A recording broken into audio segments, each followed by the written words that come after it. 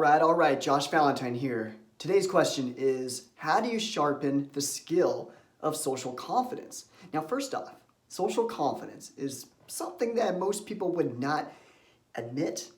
They know where they stand with social confidence, but people with anxiety don't just walk around thinking, I need to fix my social confidence. I need to get more socially confident. Because first off, that could be something embarrassing to acknowledge, to admit.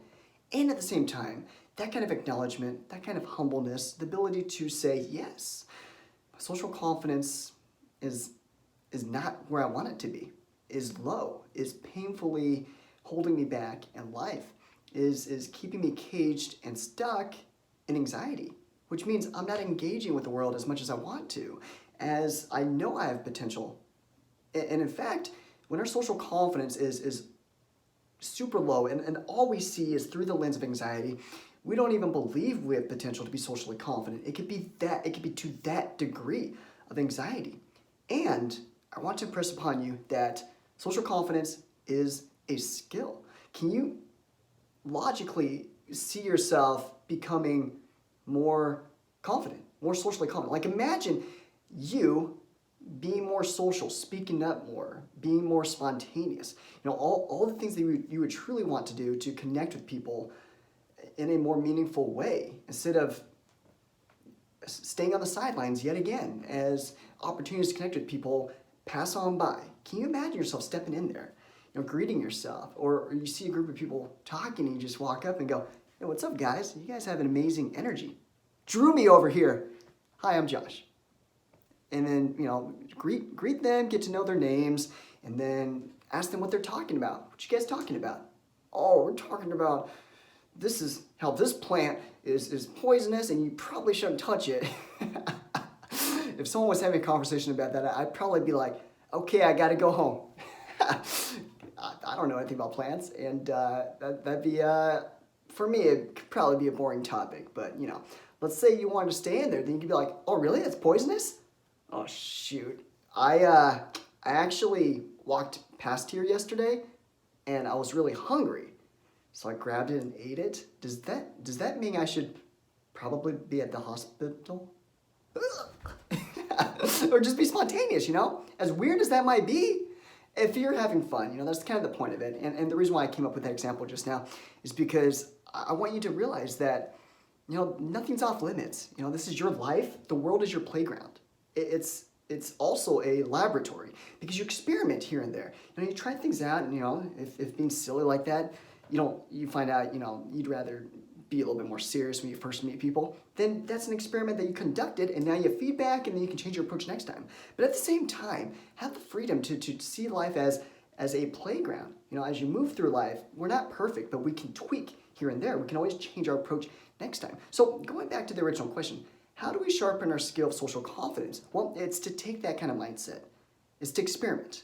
That's the most fundamental way to think about it. That's laying the foundation. Because if you don't have that mindset to begin with, if you're not even open to being spontaneous, then you're always going to be held back. Because the opposite of being spontaneous is analyzing, overanalyzing, and planning out what you're going to say. But that comes from an anxiety energy, anxious energy, an energy that says, I have to control the outcome. And when we're approaching conversations with that end goal in mind, I must control the outcome. People must like me. They must approve of me. They must accept me.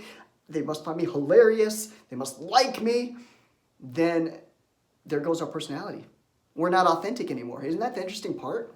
In our attempt to make people like us, we actually repel people because now we're not being our real selves. When we're not our real selves, people can kind of tell that there's something holding you back. The energy we feel inside also gets felt by other people. It's fascinating. In fact, I think I've kind of heard this here and there, that there's like an electromagnetic pulse, don't quote me on this, that radiates out from our emotions. And that's why people can kind of feel that. Have you ever felt someone's, like, the energy, like when someone's really happy and joyful, energetic, not only do you visually see that and it influences you to be positive and energetic as well if you let that in, but you can also feel that, right? You can feel that. And when someone's down and sad, you can feel that as well. I don't know, maybe I'm crazy. I can kind of feel it. Try it out next time, see if you can pick up on the energy level that people are radiating out. So there's that. So commit to a life of spontaneity. You're free to be spontaneous. In fact, when you're spontaneous, you're truly being you. And that's when you really feel like you're in the flow. You just have an idea of what you want to do, and then you just go do it because you believe in it. You think it's meaningful, and you do it. And of course, a practical challenge for you to apply is to think of some low-level fears that you can start practicing this on. Where can you stretch and face 5% fear, 5% outside your comfort zone? In a group conversation, with a stranger, with anyone, and kind of just put yourself out there more. Turn up the volume of your personality just a little bit more. Not plan out what you're going to say, and then just lean into that discomfort, the fear. Oh no, uncertainty, I don't know what's going to happen. I'm just going to be me. And whatever happens, happens. And roll with the messiness of it. Not perfect as you're growing. It's going to be messy. At the same time, that messiness can stop us from continuing on that journey to sharpen social confidence. Or we can just agree that, hey, I give myself permission to make mistakes, to mess up as I make progress. Focus on the progress. It's about taking steps daily in the right direction, not giant leaps. That's over-demanding of yourself. That's perfectionism and unrealistic. And it leads to burning out real quick because then you're like, too much, and everyone do this again. But remember, enjoy your life. You got this. Apply this immediately, consistently, and you will build confidence up. You'll walk up high enough that you'll look back and see, wow, there it is. I've conquered the mountain of confidence. And then there's always another level. That's the beautiful part about life. There is no limit to the confidence you can have. Excellent. Thanks for being with me. Apply this in your life.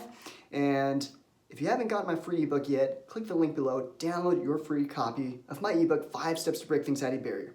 And until we speak again, you were born to be real, not to be perfect. So go out there and be who you are. I'll catch you later.